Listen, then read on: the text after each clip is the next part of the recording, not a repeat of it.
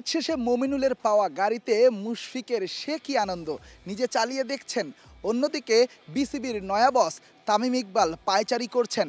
পাকিস্তানের বিপক্ষে প্রথম বাংলাদেশের মাটিতে টেস্ট জয়, এই জয়টা তো উদযাপন করার মতোই। ক্যাপ্টেন শান্ত হাসি খুশিভাবেই এসেছেন প্রেস কনফারেন্সে।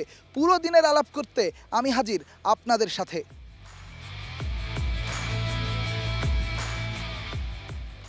হোম অফ ক্রিকেটে পাকিস্তানের সাথে বড় জয়, 7 উইকেট পেয়েছে দলের পেসাররা। সেখানেই নায়ক নাহিদ রানা।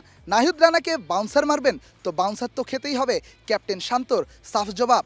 ওরাও জানে যে আসলে রানাকে বাউন্সার মারলে আবার বাউন্সার খাইতে হবে। সো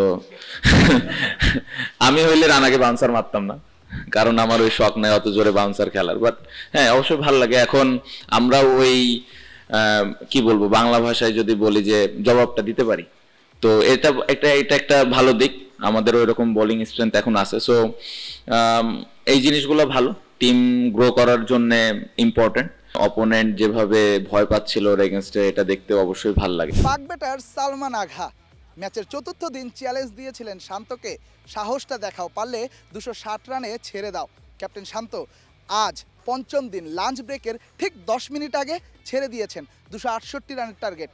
বাংলাদেশের হোম অফ ক্রিকেটে পাকিস্তান কি পারবে? এই রানটা চেস করতে পারেনি পাকিস্তান।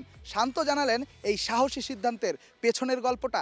এই টেস্ট ম্যাচে সব থেকে আমার মনে হয় যে আমরা যে ডিক্লেয়ারটা করেছি এটা অনেক বড় ডিসিশন ছিল, যেটা নর্মালি আমাদের টিম কখনো করে না এইভাবে।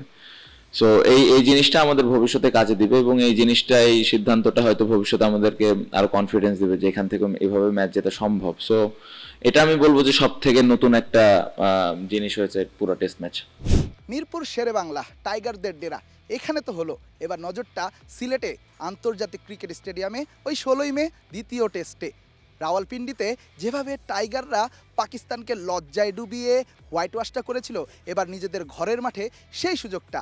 চোখ থাকবে সেই টেস্টে। মিরপুর শেরেবাংলা ক্রিকেট স্টেডিয়াম থেকে রেদওয়ান শাওন, স্টার নিউজ, ঢাকা।